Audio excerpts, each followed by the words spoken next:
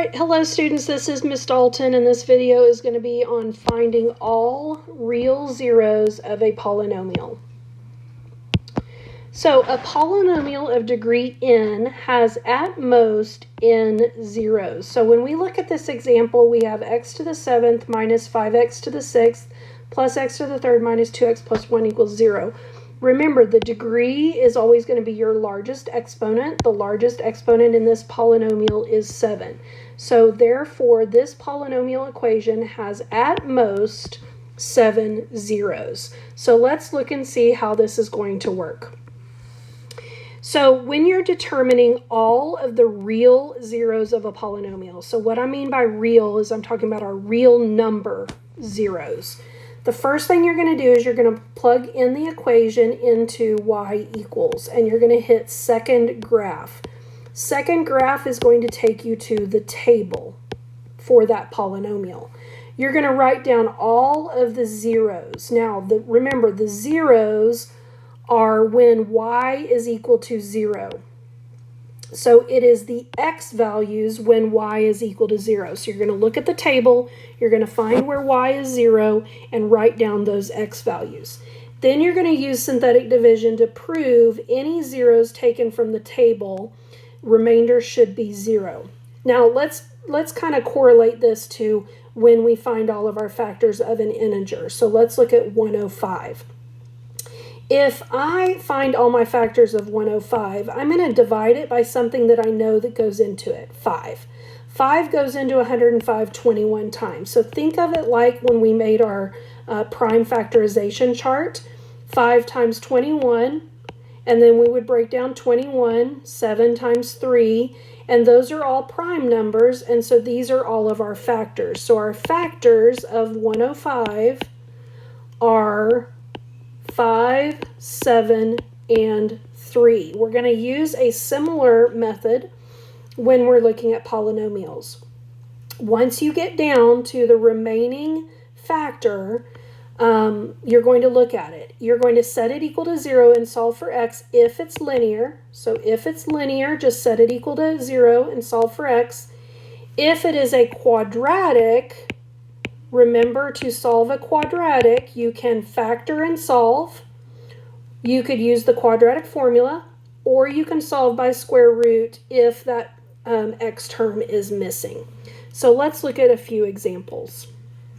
All right, so in this first example, we have 3x to the 3rd plus 11x squared minus 6x minus 8 equals 0.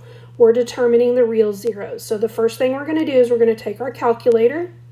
So I've got it right here, okay? It's on the home screen, but I want to go to y equals, and I'm going to type in that polynomial. So 3x to the 3rd plus 11x squared minus 6x minus 8. And I'm going to go to the table, so second graph. And now I'm looking for where y is 0. So y is 0 right here at -4. So -4 is one of my zeros. Scroll a little bit down, you'll see another one at 1. Now, at most, this polynomial, the highest degree is 3. So at most, this one could have 3 zeros. I've got 2 that are whole numbers that come from looking at the table. So we're going to use these to try and find the other factors. So we're going to use synthetic division. We're going to take that -4 and we're going to synthetically divide it into the polynomial with the coefficients 3, 11, -6, and -8. So we're going to bring down our 3. 3 times -4 is -12. -12 plus 11 is -1. -1 times -4 is 4. -6 plus 4 is -2. And then -2 times -4 is 8. So this has a remainder of 0, which it should, since that is a factor. Now, what we can do, instead of just starting from the beginning, we're going to take that 1 and we're going to synthetically divide it into this factor, just like you would when you're doing that factor tree. We're going to break it down further. We're going to bring down our 3, multiply, add, multiply, and there's my remainder of 0. Now, when we do this, think about it this way. We started with x to the third. The first time I divide it through, I would bring it down 1 degree, so that would be x squared. When I divide it again, I have to bring it down another degree, so that would just be x to the first power. So this factor is 3x plus 2. This is linear, so we would now take 3x, sorry, let me erase that, 3x plus 2, and we would set it equal to 0. We would subtract 2, and then we would have to divide by 3. So my other solution is that x equals negative 2/3. Notice that that does not show up on the table because it's not a whole number. However, if I go to my graph, you can see that I do have 3 solutions, okay? And they are at -4 and +1, and then this one right here is probably that negative 2/3. All right, let's look at another example. All right, so I'm going to clear out this one. I'm going to move my calculator over so I can see what I'm doing. And I'm going to type in this polynomial here. Notice that at most, this one should have 4 zeros. So we're going to go to y equals, we're going to type it in, 12x to the 4th minus 29x to the 3rd minus 140 x squared minus 73x and then minus 10. So we're going to go to our table, and it looks like I have a 0 at -2. Looks like I have a 0 at 5. And it looks like that's it. Okay, so let's go ahead and synthetically divide. We're going to do -2 first. So 12, -29, -140, -73, and -10. Bring down your 12.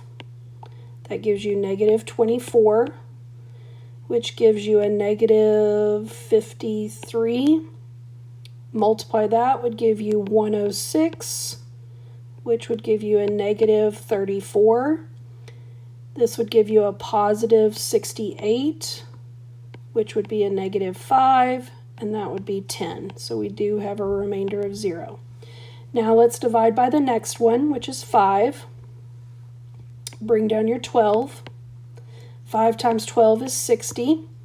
That would give us 7. 7 times 5 is 35. That would give us 1. 1 times 5 is 5. So we do have our remainder of 0. Now notice that, let's see here, let's change the color. Notice that this would, if I started with x to the 4th, then the first time I divide, it's going to be x to the 3rd. The second time I divide, it's going to start with x squared. So this is 12x squared plus 7x plus 1. Now, I don't know if that factors. It might, but I think what I'm going to do is I'm going to go ahead and use quadratic formula. So let's go to our home screen. And our quadratic formula, if you remember, it's the opposite of b plus or minus the square root of b squared minus 4ac all over 2a. So the opposite of b would be a -7, but first I'm going to type in the fraction.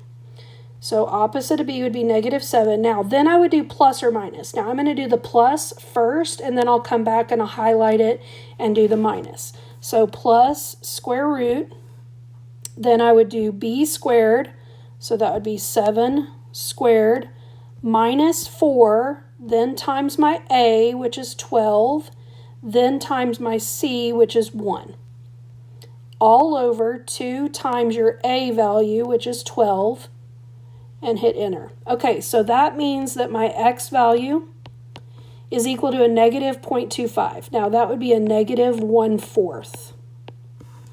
I'm going to go back and I'm going to highlight the same one, but I'm going to change it to a minus. You can see that I already did this up above, but let's do it again. Change that to a minus and then hit enter, and you're going to see that you get a negative 0.333 repeating, which would be a negative 1/3. So my real zeros from my calculator are negative 2.5, but these are also real number solutions. They just are fractions, and so you have to work through this process to get to those fractions. All right, now I do have a couple more examples there for you, but I'm not going to do it on this video. So if you want to work through these examples on your own just to double check and make sure you understand it, please go ahead and do that. But I'm going to move on. All right, this next example says to find the missing side of the box. So we have the volume is that, and we have a height of x plus 2, we have a width of x plus 4, and we don't know our length. Okay, this is a rectangular prism. So if you remember, the formula for a rectangular prism is V equals length times width times height. Well, we have our V, but we don't know what our length is. So we need to divide by our width and our height. Once I divide by my width and my height, then that's going to give me my length. So let's synthetically divide by both of these. So let's start with this first one. We would put a negative 2. Then we put our coefficients, 3, 20, 36, and 16. So bring down your 3. That would give you a negative 6, which would give you 14. 14 times negative 2 is negative 28, which would give you a positive 8. 8 times negative 2 is negative 16. There we get our remainder of 0. Now let's also divide by this negative 4. Bring down your 3. That would give you negative 12. That would give you 2, negative 8, with a remainder of 0. So again, starting with x to the third, the first time I divide it, my answer would be an x squared. The second time I divide it, my answer would be an x. So 3x plus 2 must be what this length is equal to. All right, hopefully you understood that all, and just come to class with your questions and we'll work through some examples.